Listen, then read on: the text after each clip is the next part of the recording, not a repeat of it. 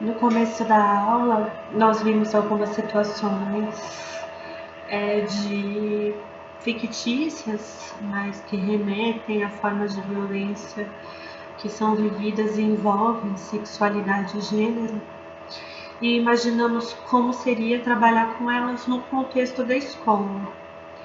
Nos mais diversos espaços que nós, profissionais da psicologia, atuamos, pessoas podem nos procurar contando sobre violências que sofreram. Podem nos procurar pedindo ajuda sobre uma violência que estão sofrendo no momento. Podem nos procurar relatando uma violência que sofreram no passado. Por exemplo, quando a gente desenvolve um projeto sobre sexualidade e gênero e fala sobre a prevenção e o enfrentamento. Então, nesse vídeo, eu quero colocar algumas questões sobre a escuta e principalmente pensando em situações de violência que acontecem em casa, nas relações familiares, ou então em relações de casal com parceiros ou ex-parceiros. Uma dificuldade muito grande que as pessoas têm é ao perceberem que uma pessoa agredida, ela pode ter um envolvimento afetivo com o agressor. É triste o quanto a gente ouve as pessoas falando assim, mas também ela é agredida, mas continua com ele, então a culpa é dela. Num movimento culpabilizador, que viola mais uma vez o direito daquela pessoa, que mais uma vez dificulta ou mesmo impede que ela possa procurar ajuda para ter os seus direitos preservados. O que acontece, pensando num relacionamento em que há violência, é que uma história entre as pessoas em que há violência nunca é feita só de violência. Muitas vezes, quando a violência acontece num casal, entre pessoas que têm uma convivência, que têm um vínculo de afeto, que têm uma intimidade, vão haver uma série de significados em relação àquele relacionamento. Pensando num relacionamento de casal, é comum que as agressões aconteçam em determinados momentos e haja um ciclo em que em seguida venham pedidos de desculpa, em que em seguida venham formas de demonstrar carinho, em que a mesma pessoa que agrediu é também aquela que demonstra gostar, que demonstra se importar. Então, esse é um primeiro movimento para a gente ter em mente.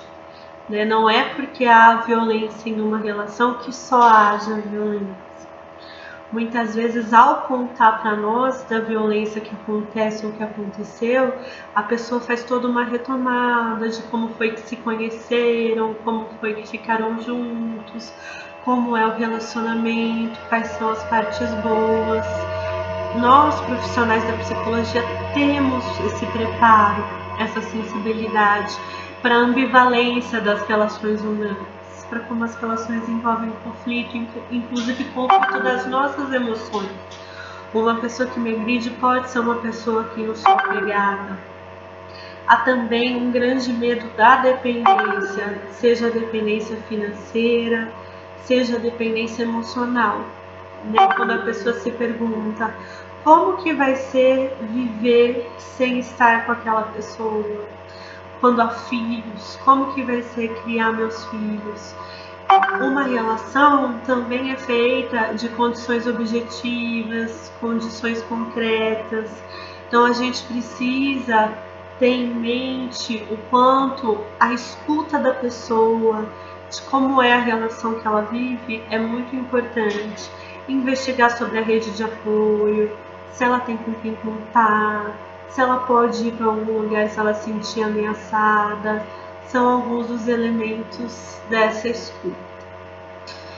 Além disso, quando estamos diante de uma pessoa em situação de violência, nós podemos estar diante de alguém também com muito medo de buscar ajuda, de fazer uma denúncia e ser desacreditada, ser questionada, ser alvo de desconfiança, levar adiante um processo e ainda assim não ter retorno. Então é sempre escutar essa pessoa e os diferentes fatores que envolvem essa escolha por buscar ajuda. Deixar claro, falar com todas as palavras. Você tem direito a uma vida sem violência. Nós temos relatos de pessoas que vão até delegacias e ouvem coisas do tipo: mas o que foi que você fez? Você não brigou também? Você não estava provocando? Ou seja, ao buscar um serviço em relação à violência sofrida, sofre uma nova forma de violência, que é ser julgada, ser desacreditada, o processo não é levado adiante. Então, embora muitas vezes não esteja ao nosso alcance mudar o que é injusto, mudar o que está errado na forma como as denúncias são encaminhadas, nós temos a lei, como nós vimos no vídeo anterior, até para que a lei existisse. Isso foi fruto de muita luta, isso foi fruto de muita persistência. A Maria da Penha, que nós vimos, é um exemplo. A Maria da Penha levou um tiro, a Maria da Penha foi eletrocutada no chuveiro, e ainda que quando houve a condenação do marido, ele saiu em liberdade, o ex-marido, né? O quanto a lei pode ser vagarosa. Em relação a nós, profissionais da psicologia, a gente precisa tomar muito cuidado também para não sermos alguém que vai chegar para aquela pessoa e dizer o que ela deve fazer, o que ela tem que fazer, o que nós acreditamos que é melhor que ela faça. Uma situação de violência prejudica muito o senso de autonomia, o senso de escolha. A nossa escuta precisa ser voltada não para dizer o que a pessoa tem que fazer ou o que a gente acredita que ela tem que fazer, mas sim uma escuta que respeite a singularidade daquela trajetória e transmita que é possível resgatar esse senso de autonomia, resgatar essa escolha, que não é fácil, não é simples, mas é algo que ela pode, tendo um espaço de fala, um espaço de elaboração, um espaço de olhar para si, pensar no que ela pode fazer, no que ela deseja fazer, né? É um erro também a gente querer consolar ou confortar, falar coisas como vai dar tudo certo. A gente não sabe que dificuldades podem acontecer, a gente não sabe que desafios estão por vir, mas a gente sabe o quanto ser escutada sem julgamento, sem ser desacreditada e sim em um processo de elaboração que sempre há autonomia, pode fortalecê-la. Em nenhum momento também demonstrar reprovação em relação à importância que a pessoa dá àquele relacionamento, a importância que ela dá ao amor que ela sente. Muitas vezes faz parte do processo que ela perceba aos poucos o quanto aquela situação é violenta. Porque afinal de contas, a gente vive em uma cultura em que a violência é muito naturalizada.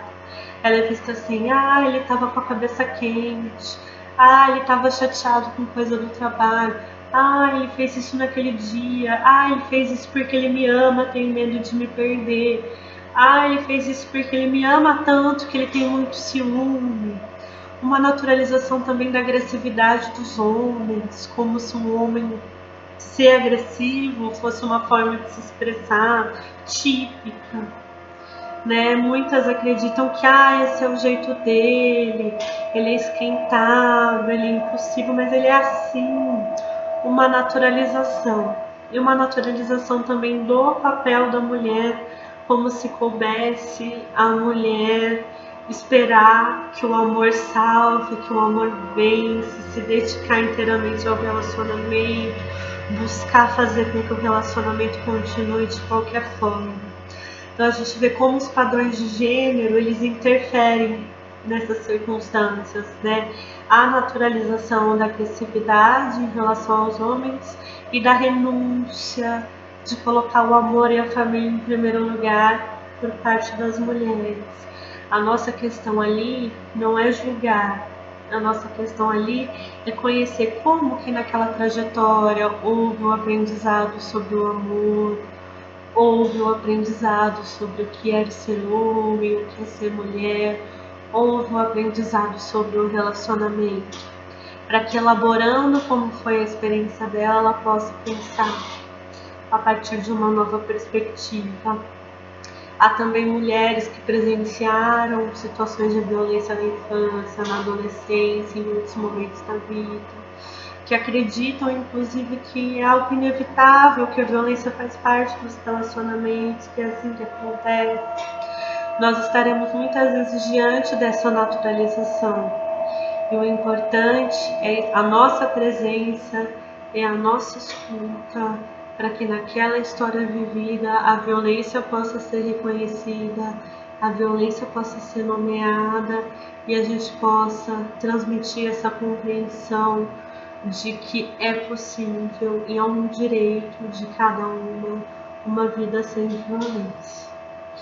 Então, sintetizando, eu vou colocar abaixo o quadro com as questões dos múltiplos fatores. Só um minutinho, eu estou procurando aqui. Eu esqueci de deixar, mas eu já encontro. Quando a gente escuta alguém numa situação de violência, então nós não podemos nos esquecer que muitas mulheres não reconhecem ainda a situação vivida como violenta. Elas pedem ajuda, mas elas imaginam que foi só uma vez, que é só de vez em quando, que naquela situação teve motivo. Muitas mulheres viveram situações de violência anteriores, inclusive desde a infância. Muitas mulheres têm muito medo de como será viver sem o parceiro, tanto emocionalmente quanto financeiramente. Muitas mulheres consideram a agressividade do parceiro natural, esperada, justificável, como algo próprio por serem mulheres. Muitas se sentem culpadas, envergonhadas, como se sofrer violência houvesse algo de errado com elas. Então, esses são alguns dos elementos para a gente considerar.